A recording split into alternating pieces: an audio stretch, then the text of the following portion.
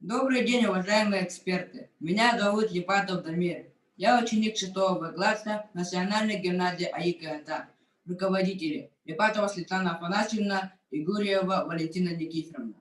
Моя тема доклада – изучение и сравнение образов двух легендарных героев Манчари и Робин Гуда. Цель исследования – сравнительно-сопоставительный анализ двух легендарных народных героев якутских и английских легенд. Мы узнали, что Василий Федорович Слободчуков-Манчары, который родился в 1805 году в Нерюктяйском наследии Мегинокангаласского улуса, когда ему было 9 лет, умер отец и семья обеднела. Манчары испытал холод, голод, социальную несправедливость и жестокость тайонов, особенно родственника Чача. Повзрослев, он стал бороться против тайонов-богачей.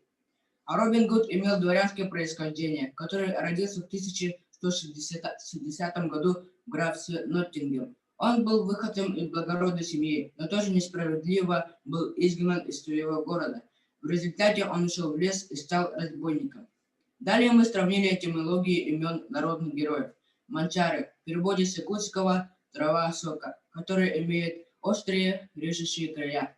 Робин Гуд по-английски означает капюшон. Оно указывает элемент одежды Робина Гуда.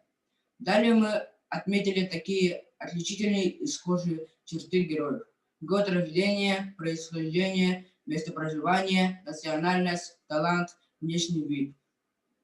Манчар жил во времена изселения колониального гнета. Он стал настоящей грозой тайонов в 1930-х годах, и он стал одним из первых борцов за свободу в территории Якутии. А прототип Робина Гуда жил в далеком прошлом в Англии. И версий ее происхождения очень много. Выходит, что реальный прототип, легший в основу легенды про благородного разбойника Робина Гуда и его банду, все же существовал. Но людям в те суровые времена так хотелось лучика света, что его собирательный образ оказался совершенно неузнаваемым. Изучив и сравнив образы двух легендарных героев Манчари и Робин Гуда, мы пришли к выводу, что такие люди жили на самом деле.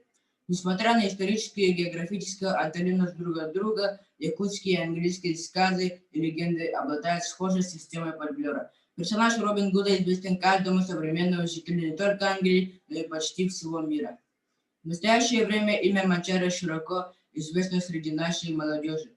Первые обращаются к произведениям Колоковского, Сафронова, Никифорова, где Манчары выдвинут в ранг народного героя. Вторые поднимают исторические архивы и дочитывают сведения из материалов дел, возбужденных против Манчары. Тех, кто до Манчары, сегодня больше. И это объясняется тем, что историческая личность давно превратилась в бренд. Поэтому в дальнейшем я хочу, чтобы снимали много мультфильмов и фильмов о нашем национальном герое Манчаре, чтобы все знали о его героических подвигах. Спасибо за внимание.